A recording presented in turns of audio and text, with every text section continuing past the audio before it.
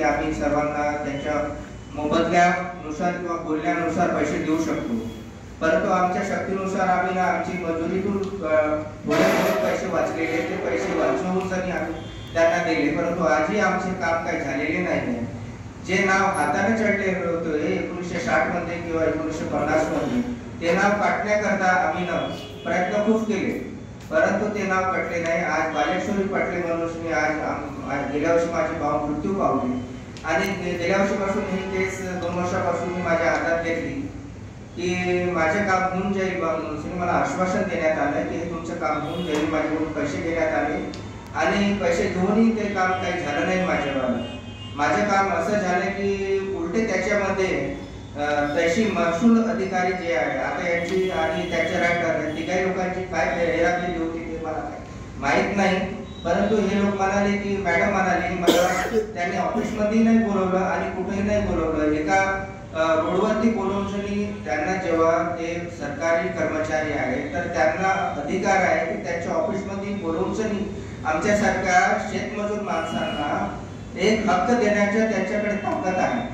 रोडावरती किंवा कोणत्याही एका झोडपी ठाळपेमध्ये बोलवून कोणत्याही शेतकऱ्याकडून लूट करून घेण्याचे त्यांना काही अधिकार नाही. माझ्याकडे व्हिडिओ आहे त्यांच्यावाला आणि त्या व्हिडिओला मी त्यांच्याकडे तुझकडे अशी मागणी केली की मॅडम म्हटलं असं झालं आहे, तुम्ही जे केले ते बरं नाही केले. जे नाव जुळत नाही आहे तरी महसूल अधिकारी वाल्यांनी म्हणजे रेव्हन्यूनी सांगितले की मला कोणती नाव पाहिजे, तो आता पिलेला होता की काय होता ते नाही माहित नाही, परंतु मला नाव पाहिजे म्हणजे पाहिजे तरच मी नाव काढली. आम्ही समजलो की बाबा ठीक आहे, जे नाव जुळत नाही आम्ही जेथपर्यंत तिथं आमच्याकडे हे माहिती होती तेथपर्यंत आम्ही गेलो आणि त्या माहितीनुसार तिथल्या लोकांनी सांगितलं की ह्या नावाचे ह्या व्यक्ती कुठेही इथं नाही आहे या गावामध्ये. आम्ही त्यांना सांगितलं की साहेब आमच्याकडे हे माहिती असल्यामुळे आम्ही या नाव काही जोडू शकत नाही. तरी म्हणाले की मला नाव पाहिजे म्हणजे पाहिजे तरच हे नाव कटतील.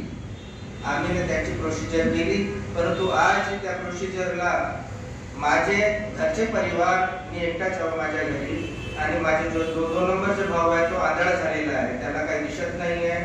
माझ्या घरच्या दोन्ही बहिणी म्हणजे माझे दोन्ही भाऊ, एक मरण पावलेली त्याची पत्नी आणि जो आंधळा झाला त्यांची पत्नी, या दोघेही महसूल अधिकाऱ्याकडे गेले होते, परंतु त्यांनी त्यांना दाटफटकार करून त्यांच्याकडून नाव चुकीचे लिहून घेतले आणि त्यांना माझ्या जमिनीचे हकदार बनवून घेतले.